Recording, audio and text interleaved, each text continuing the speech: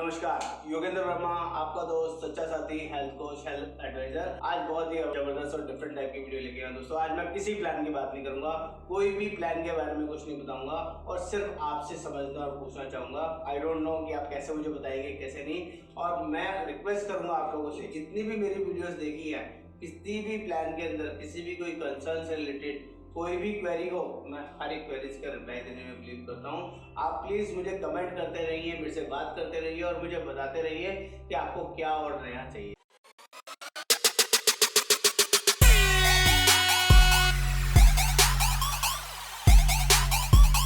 मैं आपको पूरी रिक्वेस्ट करता हूँ और वादा भी करता हूँ साथ में कि मैं हर प्लान के बारे में जितना मेरे से हो सकता है प्रॉपर इन्फॉर्मेशन डिटेल में निकाल के आप लोगों के साथ शेयर करूँ। अगर किसी भी कंपनी का किसी का कोई एग्जिस्टिंग प्लान चल रहा है, उससे रिलेटेड कोई कंसर्न है, किसी को किसी कंपनी से पोर्ट कराना है, उसका पोर्ट होगा या नहीं, किसी को नया प्लान लेना है, कैसे ले सकते हैं, ऑनलाइन प्रपोजल डालने में क्या फ़र्क है, किसी को कोई मैनुअल पॉलिसी डालनी है, किसी को कोई एजेंट से कंसर्न है, अपना एजेंट चेंज कराना है, किसी को अपना नाम की करेक्शन करानी है पॉलिसी में, किसी को कोई भी करेक्शन अवेलेबल है, कोई भी काम कराना है, we are available on that. उस हर काम के लिए मैं आपको सपोर्ट और सिस्टम बताऊंगा।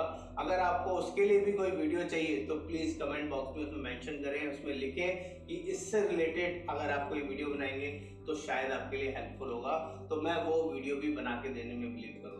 मैं आपको बहुत अलग अलग तरह के वीडियो और वर्किंग प्रेजेंटेशन देने में बिलीव कर रहा हूँ। और आज हम लोग जो बात करेंगे ना दोस्तों, एक अलग और डिफरेंट तरीके की बात करेंगे। ये चीजें बेसिक चीजें समझाऊंगा कि जब भी कोई क्लेम मिलता है तो कैसे मिलता है, जब भी कोई कैशलेस में जाएंगे तो क्या होगा, नॉन कैशलेस में जाएंगे तो क्या होगा, एक्सेप्ट किसी भी कंपनी के बारे में बात करें, चाहे वो गवर्नमेंट कंपनी हो, चाहे वो प्राइवेट कंपनी हो, या आपका कैशलेस हॉस्पिटल हो या नॉन कैशलेस हॉस्पिटल हो।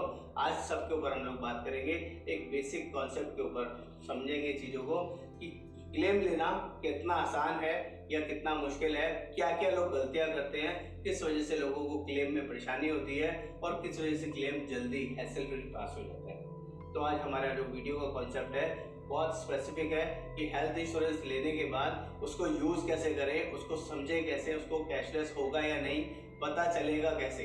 तो सबसे पहले एग्जांपल लेते हैं, एक राम कुमार जी की फैमिली लेते हैं। मेरा बहुत फेवरेट नाम है राम कुमार, उनके हस्बैंड वाइफ और 2 बच्चे हैं। वो किसी भी स्टेट में रहते हैं, फॉर एग्जांपल वो गोवा रहते हैं और वो मेरे कस्टमर हैं। अब उनकी फैमिली में मान लीजिए उनके बच्चे को फीवर आ गया और उन्हें ये पता नहीं है कि वो हेल्थ इंश्योरेंस का क्लेम कैसे लें। तो जितने भी हमारे कस्टमर हैं, मैं अपने सभी कस्टमर्स को बोलता हूँ, आपको कोई भी कंसर्न आए, कभी भी कोई बीमारी हो या हॉस्पिटल में एडमिट होने की जरूरत पड़े, सबसे पहले अपने एजेंट को फोन करें और उसको पूछें कि मैं इस लोकेशन में रहता हूँ। अगर आप सेम एक ही लोकेशन में रहते हो तो लोकेशन बताने की जरूरत नहीं होती है, लेकिन अगर डिस्टेंस आपका एजेंट डिस्टेंस वाइज है, लोकेशन वाइज है, तो उसको बताइए कि मैं इस लोकेशन पे हूँ, मेरा ये पिन कोड है और मुझे बताइए कि कैशलेस हॉस्पिटल कौन सा पड़ेगा मेरे नियर बाय। या अपने एजेंट्स को बोलिए नेटवर्क हॉस्पिटल की लिस्ट भेज दे, मुझे अपने बच्चे को एडमिट कराना है। ऐसी सेम कॉल मेरे पास भी आएगा तो इमीडिएटली अपने राम कुमार जी को बोलूंगा कि सर 1 सेकंड वेट कीजिए, 1 मिनट वेट कीजिए, मैं आपके व्हाट्सएप पे आपकी लोकेशन के हॉस्पिटल लिस्ट भेज रहा हूँ। ये मेरा पहला काम होगा। जैसे ही उसके पास वो हॉस्पिटल लिस्ट पहुंचेगी और साथ साथ मेरा फोन भी जाएगा कि आपकी लोकेशन के सराउंडिंग में ये 4-5 बड़े हॉस्पिटल हैं, इनमें से किसी में भी आप अपने बेटे का ट्रीटमेंट करा सकते हैं। लेकिन जाने से पहले 2-3 चीजें साथ में लेके जानी है। बच्चा कब से बीमार है, 2 दिन, 4 दिन, 10 दिन, जो भी डॉक्यूमेंट डॉक्टर ने आपको रेफर किया है या बेटे की हेल्थ सीरीज है तो फटाफट से वो पेपर रख लीजिएगा, वो मत भूलिएगा। और साथ में एक बच्चे का आईडी प्रूफ और जो कंपनी का आपने पॉलिसी लिया है उसका कार्ड या पॉलिसी की कॉपी साथ में कैरी करना जरूर लेके जाना है। आईडी प्रूफ ओरिजिनल होना चाहिए, आधार कार्ड या पैन कार्ड जिसमें बच्चे का नाम और डेट ऑफ बर्थ आपकी पॉलिसी से मैच करता हुआ होना चाहिए। ये बेसिक फंडामेंटल रूल है, इसको बहुत सारे लोग जल्दी में भूल जाते हैं और वहां जाने के बाद जब आपसे पेपर्स पूछे जाते हैं या कार्ड मांगा जाता है तो नहीं होता। फिर वो एजेंट को शोर मचाते हैं और बोलते हैं पॉलिसी तो मिल नहीं रही, पेपर्स तो है नहीं, अब मुझे क्लेम लेना है, कैसे मिलेगा।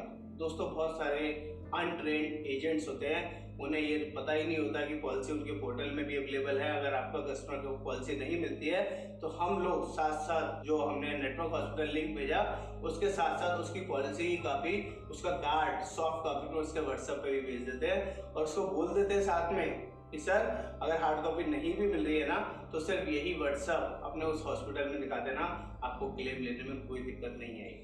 जब तक वो कस्टमर वहाँ हॉस्पिटल पहुँचता है तब तक हम उसके फ़ोन पे उस हॉस्पिटल से रिलेटेड वहाँ के नंबर, उनके डॉक्टर्स के नंबर साथ साथ शेयर कर देते हैं उनके फ़ोन के व्हाट्सएप के ऊपर। अब जैसे ही कस्टमर हॉस्पिटल पहुँचता है वहाँ से उसको बेसिक प्रोसेस फॉलो करना होता है। डॉक्टर चेक करता है इनिशियली और इन्वेस्टिगेट करने के बाद एडमिट की प्रोसीडिंग में लगा देता है और एक इनिशियली एक लंप सम कॉस्टिंग का अप्रूवल कंपनी में भेजता है। फॉर एग्जांपल उनका 50,000 रुपये का एक 2-3 दिन का एडमिशन का कंसर्न रहेगा तो डॉक्टर ने बोला कि 50,000 रुपये के आसपास खर्चा लगेगा, इसका अप्रूवल के लिए वो कंपनी में भेज देते हैं। उस टाइम पे फिर वही बेसिक चीजें अगर आपने दे दी हैं तो आपका अप्रूवल विद इन 10-15 मिनट्स, आधे घंटे के अंदर, मैक्सिमम 1 घंटे के अंदर। तो अगर ज्यादा ही थकी हुई कंपनी है, गवर्नमेंट चैनल है, फिर टीपी आउटसाइडर है तो 1 घंटे 1.5 घंटे में इनिशियल अप्रूवल 5,000 का 10,000 का आ जाता है। तो भी कस्टमर परेशान होते हैं, कहते हैं कि क्लेम तो 50,000 के लिए डाला था, अप्रूवल 5,000 का आया है या 10,000 का है। प्लीज दोस्तों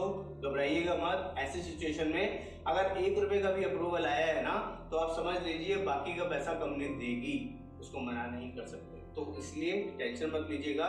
5,000 का भी अप्रूवल आया है तो वो इनिशियल अप्रूवल होता है जिससे कि आपका कंपनी बोलती है अब ये इनिशियल अप्रूवल है, आप इनका प्रोसेस स्टार्ट कीजिए, इनका इलाज शुरू कर दीजिए, बाकी का पैसा हम देंगे। तो that is good for you, तो उससे घबराना नहीं है। दूसरा, हॉस्पिटल में जाते वक्त कभी भी अपने आप को एक्स्ट्रा लग्जरी में फील मत कराइए। तो अगर गवर्नमेंट कंपनी की किसी की पॉलिसी है तो अपना इंश्योरेंस का 1% तक का ही रूम लें। अगर किसी के 3 लाख की पॉलिसी है तो 3,000 से ज्यादा का रूम ना लें। ये मत सोचिए कि 5,000 का रूम ले लेती हूँ, 7,000 रुपये का रूम ले लेता हूँ, आज मेरा काम चल जाएगा, ऊपर के पैसे तो देने हैं। ऐसा मत गलती करिएगा दोस्तों, क्योंकि डिफरेंशियल अमाउंट बहुत ज़्यादा होता है। आपका डॉक्टर का चार्जेस, नर्सिंग चार्जेस उसी के अकॉर्डिंग बढ़ जाता है रूम के अकॉर्डिंग। ऐसा नहीं करना है। जिसकी भी गवर्नमेंट कंपनी का पॉलिसी है जहाँ पर रूम का लिमिट है, या जिसकी प्राइवेट कंपनी का भी पॉलिसी है वहाँ पर सिंगल प्राइवेट स्टैंडर्ड रूम की कंडीशंस होती है। आपको सिंगल प्राइवेट एसी रूम ही लेना है, सुपर लग्जरी या लग्जरी रूम या और उससे ऊपर का प्रीमियम रूम नहीं लेने हैं, नहीं तो फिर डिफरेंशिएशन आपको भी भरना पड़ेगा। तो इलाज कराने जा रहे हैं, कोई लग्जरी एंजॉय करने नहीं जा रहे, तो जो बेसिक स्टैंडर्ड एसी रूम मिलता है प्राइवेट कंपनीज के लिए उसमें कराइए।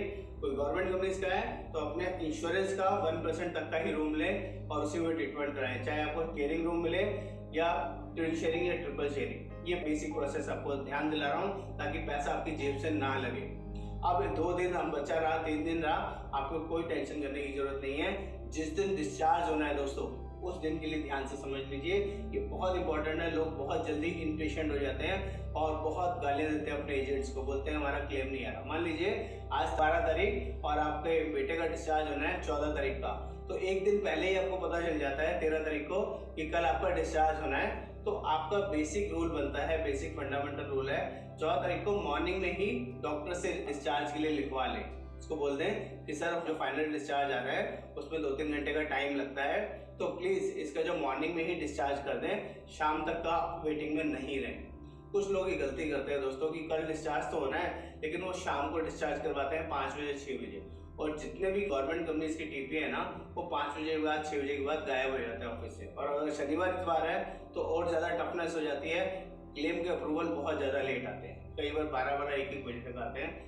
गवर्नमेंट कंपनीज की बात करूँ, लेकिन अगर प्राइवेट कंपनीज है और अगर आपने डे आवर्स में 11 बजे, 12 बजे, 1 बजे तक भी डिस्चार्ज करा लिया है तो आपको एटलीस्ट 2-3 घंटे पेशेंस रखना पड़ेगा। अगर छोटा मोटा कोई बुखार का क्लेम है तो 1 से 2 घंटे में फाइनली आ जाता है, लेकिन अगर किसी बड़ी बीमारी के लिए क्लेम लिया हुआ है उसमें कंसर्न ज़्यादा थे, कोई बहुत बड़ा क्लेम आया 2-2.5 लाख, 3 लाख, 5 लाख का, तो वहाँ 2-3 घंटे 4 घंटे भी लग सकते हैं, चाहे XYZ कोई भी कंपनी का क्लेम हो। ये मत सोचिए कि बहुत सुपीरियर कंपनी है इसका तो 45 मिनट में आता है, इसी का तो आधे घंटे में आता है। फाइनल क्लेम किसी भी कंपनी का 1-1.5 घंटा 2 घंटा लगता है, गवर्नमेंट कंपनीज में और भी ज़्यादा लगता है।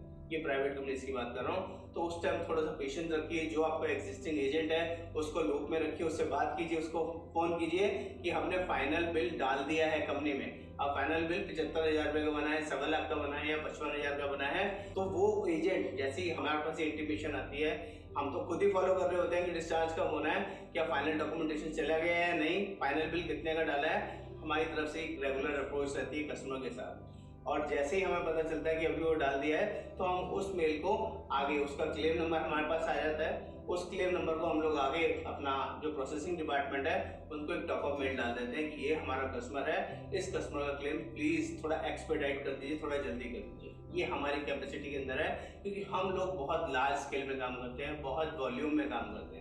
अदर जो नॉर्मल एजेंट्स हैं उन्हें पता ही नहीं होता प्रोसेस क्या है, क्लेम कैसे प्रोसेस होगा, उसके लिए किसको मेल डालनी है, किसको अप्रोच करनी है। हम लोग डायरेक्टली क्लेम डिपार्टमेंट के साथ जुड़े रहते हैं और उनके साथ टच में रहते हैं। जैसे कोई क्वेरीज निकल के आती है तो हम कस्टमर को सामने से अपडेट करते हैं। ये कोई प्रीवियस हिस्ट्री मांग रहे हैं, आपको कोई डॉक्यूमेंट था, कोई पेपर था जो आपने एडमिट होने से पहले किसी डॉक्टर से चेक करवाया था, वो वाले पेपर्स प्लीज हॉस्पिटल में सबमिट कर दीजिए टीपी डिपार्टमेंट के अंदर। जब तक उसका रिप्लाई नहीं करेंगे आपका अप्रूवल नहीं आएगा। या आपसे कोई ऐसा पेपर मांगा जा रहा है, बच्चे के नाम में या डेट ऑफ बर्थ में कोई वेरिएशन आ रहा है, एज पर पॉलिसी कोई आईडी प्रूफ चाहिए जिसमें उन दोनों का नाम या डेट ऑफ बर्थ सेम होना चाहिए। ये कई बार क्लेम अप्रूवल देने से पहले इस तरह की क्वेरीज आ जाती है, तो आपको उनका जवाब देना है। या आपने डॉक्टर को ये बता दिया कि इसको ये बीमारी पहले से थी, 2 महीने पहले से, 4 महीने पहले से, और उसकी कोई कंसल्टेशन रिपोर्ट्स आपसे मांग रहे हैं, आपके पास है या नहीं। अगर है तो आपको देनी पड़ेगी, और नहीं है तो उसका रिप्लाई देना पड़ेगा कि you don't have any papers. जब तक आप रिप्लाई नहीं करेंगे आपका क्लेम नहीं आएगा, अप्रूवल नहीं आएगा। और लोग एजेंट को, कंपनी को गालियां देते हैं। दोस्तों, आपको कम्युनिकेट एजेंट के साथ और कंपनी के साथ प्रॉपर रखना है, इवन टीपीए डिपार्टमेंट के साथ। जो भी आपके साथ एडमिट के साथ जो बंदा अवेलेबल है, वो टीपीए डिपार्टमेंट में उनके साथ टच में रहना है। 1.5-2 घंटे का जो ये फाइनल प्रोसेस होता है, अगर कोई क्वेरीज नहीं लगती तो 1.5 से 2 घंटे में फाइनल अप्रूवल आ जाता है। एक बहुत इंपॉर्टेंट समझदारी वाली बात है, इसमें कई बार क्लेम आया 59,075 रुपये का टोटल क्लेम, लेकिन जो क्लेम का अप्रूवल आता है वो 57,540 रुपये का आया। ऊपर का 1,500-2 हज़ार रुपये का अप्रूवल नहीं आता। उसके लिए लोग वहाँ लड़ते हैं, परेशान होते हैं कि ये 1,500-2 हज़ार रुपये का क्लेम का अप्रूवल क्यों नहीं आया। एजेंट से पूछेंगे तो समझदार एजेंट तो बता देगा ये कंज्यूमर पार्ट का एक्सपेंस होगा, कोई फूडिंग का एक्सपेंस होगा, यूज एंड थ्रो वाले जो प्रोडक्ट होते हैं, जैसे आपका हैंड ग्लव्स हो गए, सिरिंज हो गए, ये इन चीज़ों का कोई भी कंपनी कवर नहीं करती है। तो वो उसके लिए आप ज़्यादा फोकस ना करें। वो 1,500-2 हज़ार अगर आपको देने भी पड़ेंगे तो कोई बहुत हार्ड रूल नहीं, वो सभी कंपनी में कंज्यूमर देना ही पड़ता है। ये टोटल प्रोसेस मैं आपको इसलिए सजेस्ट कर रहा हूँ ताकि क्लेम के टाइम आपको ये सोचना नहीं पड़े कि किस तरह से कैशलेस क्लेम मिलता है। अगली वीडियो मैं आपको नॉन कैशलेस के बारे में बताऊंगा। उम्मीद करूंगा आपको वीडियो समझ में आया होगा, अच्छा लगा होगा। धन्यवाद। योगेंद्र वर्मा।